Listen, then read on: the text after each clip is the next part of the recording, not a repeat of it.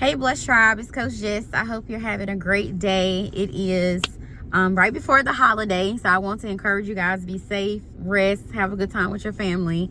That's what I plan on doing. Okay, I already told you guys I'm staying connected with people who are going to feed me, spend some time to myself, spend some time just meditating and staying close to God, getting rewired on what He wants me to be focused on. So I want to encourage you, and I need to be kind of vigilant because I'm kind of pulled over for a second. God be saying, before you get to the house and before you make excuses, before you don't press play, I need you to pull over real quick and do my will, okay?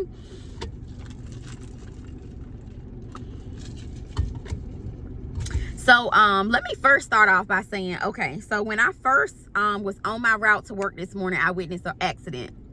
And it was a really, really bad accident. There were no fatalities or whatever. Everybody survived, but it was really bad. Like, I was one of the people who had to like pull over to call and say, you know, this person had an accident near this ramp. Like, it was a whole ordeal. So it really like shocked me. It really reminded me that life is such a vapor. Okay, so be safe on the road for the holidays. No speeding. So one of the reasons that the accident happened is because they were speeding. One of the bystanders said that they saw the car going like really fast, like, you know, 90 to 100 miles per hour, traveling long distances. Sometimes it's okay to slow down. Just be safe, okay? But God was putting that on my heart, and as I was meditating, I was like, God, what's the coincidence that as I am going past, the car is having these you know, the incident just occurred, like as I'm traveling in the same route at the same time. Like, what do you want me to get from that? But God definitely told me to slow down, don't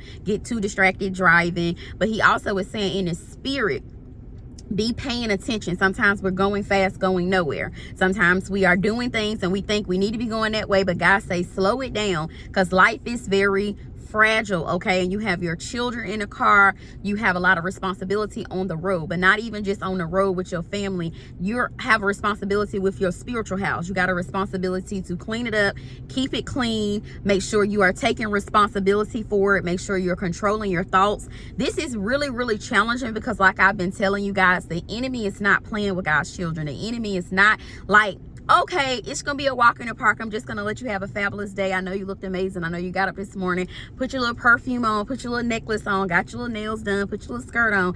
I know you feel and you're gonna have an amazing day. The devil uses people, okay?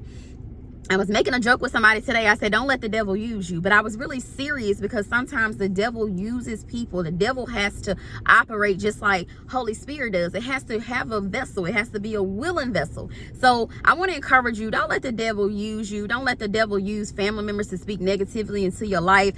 Just be vigilant. That's why God gave us that scripture. You got to be sober, because if not, you would have been like going off in the deep end, like saying, woe is me, or being low on yourself, or begin to internalize the things that people say to you. This journey is very rough, and I'm gonna be honest with you all, but you can do it. God equipped you with the same things He equipped me for, to be able to outstand and outlast the enemy's tactics. It's gonna come, it's gonna be heavy, it's gonna feel like, oh my goodness, everybody is coming up against me, all these things are happening. But stop focusing on the trouble and focus on what God wants you to focus on, okay? So that was one of the first things He had me to tell you, is just to slow down, be more cautious, just make sure you are doing the things that He have you to go and do. Don't go fast going nowhere. If somebody cannot wait 5 minutes for you, or you're gonna be late, pick up the phone and call and say, this is what's happening. Don't rush, because having an accident, rushing and things like that, having expenses with getting speeding tickets and things like that, just slow down. That's all I'm saying. I'm just giving you guys what God has allowed me to see and witness, and what He ministered to me. So when I share my messages, I want you to begin to apply it to your life. Figure out exactly, how do God want me to apply what Coach Jess is saying to me? That's what I do. When I listen to my coach, when I listen to mentors, when I'm self-developing, when I'm attending seminars, I'm listening to the information. I read the scriptures. I'm listening to what Holy Spirit is telling me. Everybody has a different walk. It's not going to look just like mine. It's not going to sound just like mine. It's not going to come out and produce exactly what mine is going to produce. So I want you to be very cautious about how you look at other people and think that they got it all together, or you feel like you got to be perfect. Your daddy is saying you cannot operate like that. He's going to need you to slow down. Start taking more time to yourself.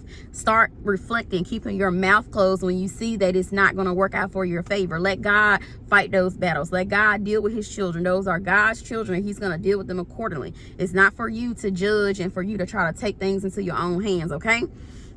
So that was the first thing he wanted me to share. So the other thing that he gave me early this morning, he was talking about love. Okay, so that's what I've been focusing on, just loving myself, spending more energy and time on myself instead of drama, other people's issues, things that may come in my path. I try to stay in my own lane. So your daddy is saying, loving yourself means loving other people. When you see people treating other people poorly, even if people are treating you poorly, that's how they feel about themselves. Only people can treat you as good as they treat themselves. So when you see somebody and they're just loving on you, they give you hugs, they talk nice to you, they're kind, they have a gentle like spirit, you've prayed about it, God has said you can trust that person, that's because that person loves themselves. They treat themselves that way. They're gentle on themselves. They speak kindly to themselves. They take time and self-care for themselves. That's the only way other people can do that for you. Sometimes we're looking for fixes in other people. That's why we get in relationships with people we have no business getting in relationships with, because we are looking for something. But God is saying, don't look for nobody. Don't look for the fix in somebody else. You got to go within. And this is the hardest concept. It took so long for me to learn it. Like, I can't find it in a relationship. I can't find it in a friend. I only can be the best friend I can be from the inside out. I only can be the best mate from the inside out. I only can be the best mother to London from the inside out. I can't go and try to find it somewhere. I have to work and self-develop and pray and meditate and discard the things that no longer serve me in order to become that person who can love a child. Love is also a verb because it is an active word. It means that you have to like yourself. That means that you got to look in the mirror and you got to like what you see. You got to look in the mirror and you have to learn your imperfections and you have to appreciate them, cultivate them. If you feel something is out of order, you feel a little budge is there, or you feel like, you know, something that you can control. Some stuff God just made us like that. I can't control, you know, certain features about me. I only have to embrace those things about me. For instance, like my skin tone. When I was younger, I used to get picked on about it. People always used to talk about my squeaky voice. I can't go and get another voice. I can't go and get another skin tone, okay, without doing some surgical things and stuff like that. So God is saying, embrace those things that other people try to make you feel bad about. That's you. Accept that thing. Somebody may date you and they might say, oh, you too short. Oh, you can't control your height, okay? It's some stuff that you can't control. Your daddy said, look in the mirror and start liking what you see, okay? So you got to like yourself, and in order to like other people, you got to like you. Sometimes, I know as women, sometimes we'll be like, I don't really like people. Sometimes I'm like, I really don't do people like that. But you got to begin to like people. You got to begin to let that guard down, and that's becoming liking yourself. That's how you're going to learn to like other people. When you begin to like yourself, when you begin to say, man, like, oh, I don't even know if it was recording. I hope so. But anywho, you got to begin to love yourself. You got to begin to love yourself, okay? So, that's how you're going to begin to like other people, is because you're going to like yourself. And that's a part of the process. When you begin to like yourself, take time to yourself, self-care, that's how you're going to begin to like other people, because you're going to say, man, I really like myself. So when you go out in the world, you're going to like other people because you've learned to accept and love and embrace yourself. So again, love is an action word where it's affection. And that's one of the things I had to learn as a mother. It's been teaching me that of how to be more affectionate, how to give more hugs, how to be more kind, how to be more patient and care to the nurture and the nature of a child. God has been dealing with me in that aspect. Love is affection. So when you see people hugging and shaking hands and giving kiss on the cheek and just you know, being endearing to one another, liking each other, being affectionate towards each other, that is love, okay? So he's saying, he was giving me some examples to share with you all about how to begin to love yourself. You will see it in your community and you will see it in your family. So first, the place you will see it is at work. So you can tell when somebody doing something just for a check and when they doing it because God sent them that way to do it. They really care about it. It's in their DNA. You can just feel the way they speak about it. They speak positively about it. They try to be optimistic, to find solutions to problems, not continue to pile problems on top of one another. So you know the difference when you're in a company, even in your family. You know people who like their family, people who don't fool with their family. Listen at the way they talk. Your daddy says start paying attention to love and stuff that's not love. Know the difference, okay? So he said your in-laws, you know when your in-laws like you and when your mother-in-law or father-in-law like the other in-laws and they may not like you. Or when you're liked and they don't like other people. It's a whole different vibe. So you know when people love and when people do not love.